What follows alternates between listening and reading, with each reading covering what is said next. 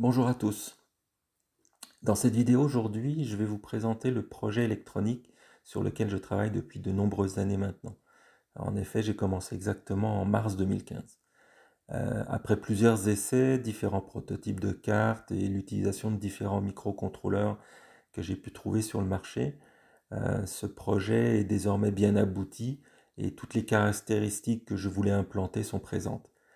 Donc c'est une toute première version complète, si je puis dire.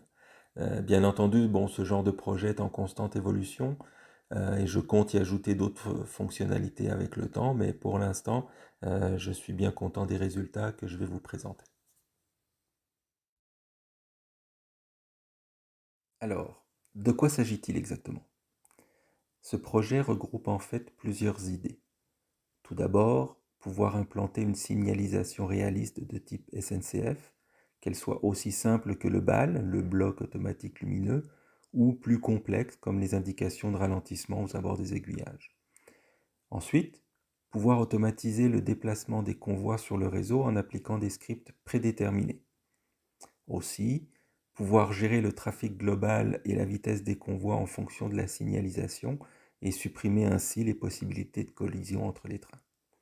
Enfin, on veut pouvoir éliminer le besoin d'un ordinateur et d'un logiciel complexe à programmer et se concentrer sur l'utilisation de cartes électroniques autonomes. Et bien sûr, le tout en utilisant un système DCC. Donc à l'aide de cet ensemble de fonctionnalités, il sera possible de piloter un train manuellement au milieu du trafic tout en respectant la signalisation. Comment tout cela s'organise-t-il? Il y a en fait deux grands systèmes autonomes. D'une part, le gestionnaire de signalisation qui peut être implanté seul sur le réseau, et d'autre part, le pilotage des convois à l'aide de scripts automatiques réagissant à l'état du réseau et à la signalisation. Le premier système, donc, la signalisation, se matérialise par un découpage du réseau en cantons indépendants, comme dans un système grandeur nature, et sont subdivisés au minimum en deux zones de détection. Chaque canton est équipé d'une carte électronique autonome. Pas de programmation nécessaire, mais juste quelques CV à configurer. Celle-ci a en charge l'affichage des différentes directives sur chaque signal. Elle contrôle aussi l'orientation des aiguillages, qui sont facultatifs, dépendamment du réseau. Et bien évidemment, elle communique avec ses voisines afin de prendre en compte l'état de la situation en amont et en aval. C'est-à-dire, elle analyse la présence d'autres convois et la signalisation déjà affichée. Le second système, à l'aide d'une carte principale, synchronise le pilotage des convois. Chaque train ou script est configuré et enregistré dans une carte électronique indépendante de la carte principale, l'ensemble étant totalement modulaire et ajustable en fonction des besoins. Dans un script, on retrouvera la vitesse du convoi, le traçage de la route à emprunter, c'est-à-dire la gestion des aiguillages, les éventuels arrêts en gare, les différentes manœuvres, etc. Tout ceci est décrit étape par étape dans la carte. L'observation de la signalisation s'effectue alors automatiquement et indépendamment des étapes du script.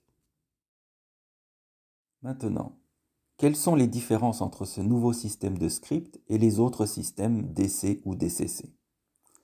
Historiquement, dans le cas d'un système DC, l'utilisation de relais et d'ILS ou de barrières infrarouges a longtemps été préconisée. Cela permettait d'isoler ou d'alimenter certaines sections de voie. La logique était difficilement envisageable ou nécessitait un câblage complexe.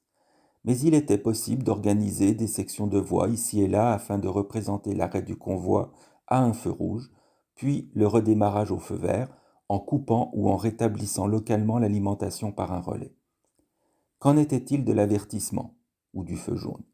Dans ce cas, il fallait équiper chaque canton d'une alimentation autonome capable de délivrer plus ou moins de courant afin de simuler la vitesse variable des trains, le tout sans ordinateur bien évidemment. Ensuite est arrivé le DCC ou pilotage numérique. Chaque locomotive étant équipée d'un décodeur, celui-ci permet de contrôler la vitesse de chacun des convois sans interférer avec les autres décodeurs. Le principe est basé sur le transport d'un signal numérique ou message sur la voie que chaque décodeur peut lire ou ignorer dépendant de son adresse.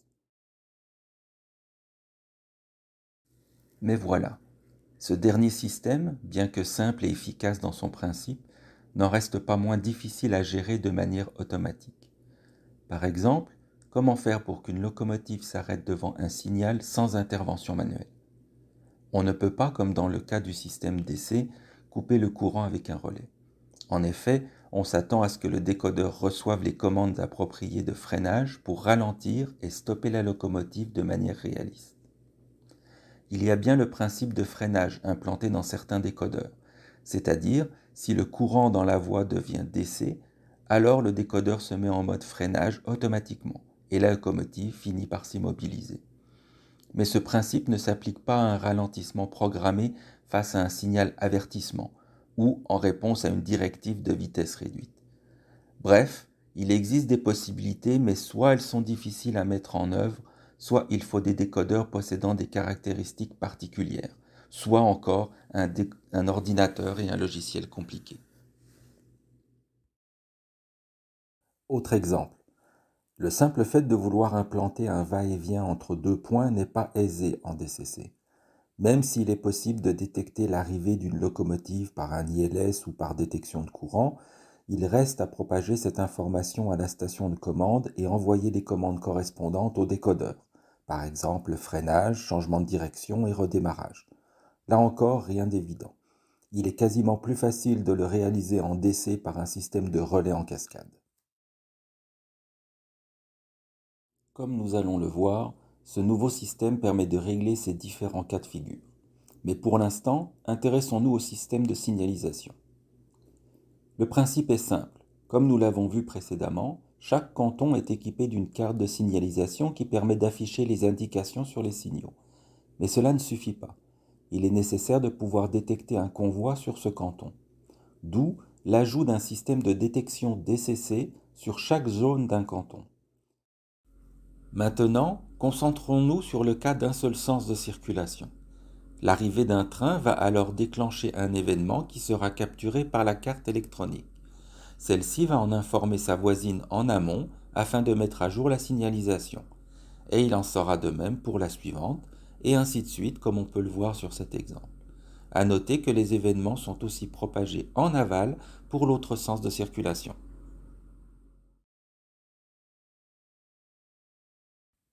De plus, avec l'ajout du système de script, il est possible de modifier la vitesse des trains scriptés en fonction de la signalisation.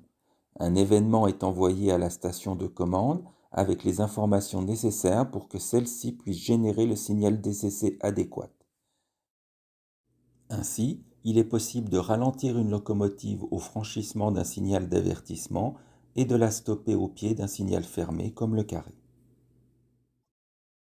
Intéressons-nous maintenant au système de pilotage. Ce second système est plus simple. Une station de commande DCC est nécessaire et est couplée à la carte de contrôle. Mais la station n'est utilisée que pour générer le signal DCC dans les voies. Elle ne fait pas partie intégrante du système.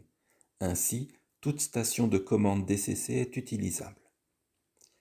La carte de contrôle reçoit les informations de présence et de signalisation des cantons de façon à gérer les différents trains.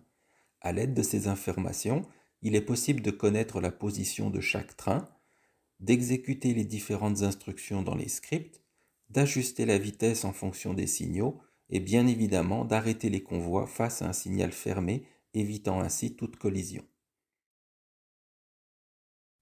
Et maintenant, le réseau de test. Afin de pouvoir programmer et tester ces deux systèmes, j'ai réalisé un réseau prototype qui en est déjà à sa troisième version. Il est constitué principalement d'une boucle, d'une gare avec voie d'évitement et d'une zone de manœuvre. Différents types de signalisation sont implantés, comme le simple BAL, les indications complexes aux abords des aiguillages, le petit faisceau de manœuvre et son carré violet. Le tout représente 6 cantons de 2 zones de détection ou plus, et chaque canton est équipé d'une carte de détection, et bien sûr la carte de pilotage. Je peux y commander un train en mode manuel et un train en mode automatique. À cause de la taille du réseau, je ne peux pas en mettre plus pour l'instant. Les zones sont particulièrement petites et les changements de vitesse abrupts, mais on visualise bien le concept. Il est alors possible de tester la protection anti-collision, les signalisations réalistes et complexes, les changements de vitesse automatique, le déplacement du convoi scripté avec un scénario incluant le traçage d'une route particulière, quelques manœuvres, un arrêt en gare, etc. Et bien évidemment le respect de la signalisation. En effet, lorsque le train scripté roule de façon autonome, si je place mon doigt en travers des rails ou une autre locomotive sur la voie, alors la signalisation passe au rouge en amont et en aval, protégeant ainsi le canton occupé. Le train décélère au franchissement de l'avertissement et vient s'immobiliser devant le signal fermé. Lorsque je retire la locomotive ou mon doigt de la voie, les signaux s'ouvrent et le train peut repartir.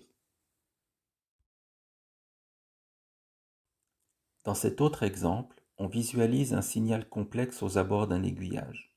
L'orientation de ce dernier indique quelle information doit être affichée sur le signal. Ici, il s'agit du rappel de ralentissement 60. En amont de celui-ci se situera le ralentissement 60. À son franchissement, le train décélère légèrement pour atteindre 60 km/h et arriver à l'aiguillage à la bonne vitesse. On pourra aussi examiner le signal au second plan.